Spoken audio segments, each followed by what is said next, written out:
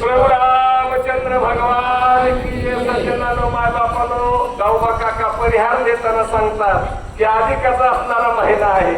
अधिक महिन्यामध्ये जप तप कर्म हरवीन अशा प्रकारे काहीतरी कार्य पुण्याचं करा म्हणून असणार असे असणारे अन्नदाते वस्त्रदान अन्नदान पाणीदान हे संपूर्ण असणारं महत्व हे असणारं अधिक मासामध्ये आहे.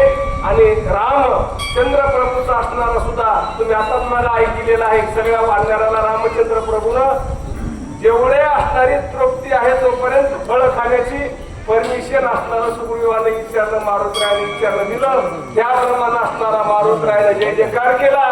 पर्वत हातामध्ये घेतला जिथल्या तिथं नेऊन ठेवला आणि असणारा मारुतराया परत माघारी आला. इतक्यामध्ये असणारा सूर्यनारायण उगवलेला आहे.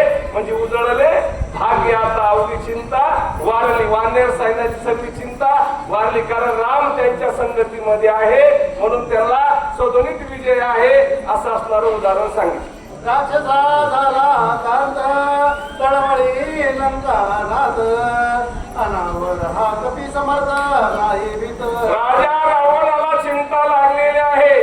चिंतेचे घटे चतुराई. ज्याच्या मागे चिंता लागलेली आहे त्याचा विवेक काम करीत नाही. का विवेक म्हणजे बुद्धी असणारी तिची काम करीत नाही असं नाथनारायण शक्तीच्या आद्यामध्ये सांगितले. ज्याचा गेला विवेक म्हणजे दारू प्याराने ते न खाणारे ते खाणारे अशा माणसाचा विवेक जातो. म्हणजे बुद्धीवर काय राहत नाही नियंत्रण राहत नाही त्याला विवेक म्हणतात. अशी परिस्थिती झालेली होती.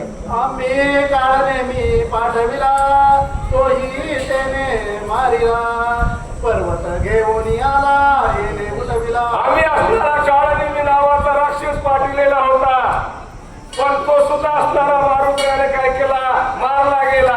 कारण हनुमंत महाबली आहे त्याच्या पुढे कुणाचंच काही चालत नाही असा असणारा रावण म्हणू लागला. जो आमच्या असणाऱ्या कुळाच्या मुळावर उठलेला हा असणारा हनुमंतराया आहे मारुतराया आहे वानेर सैना आहे अशा प्रकारे रावण म्हणू लागला.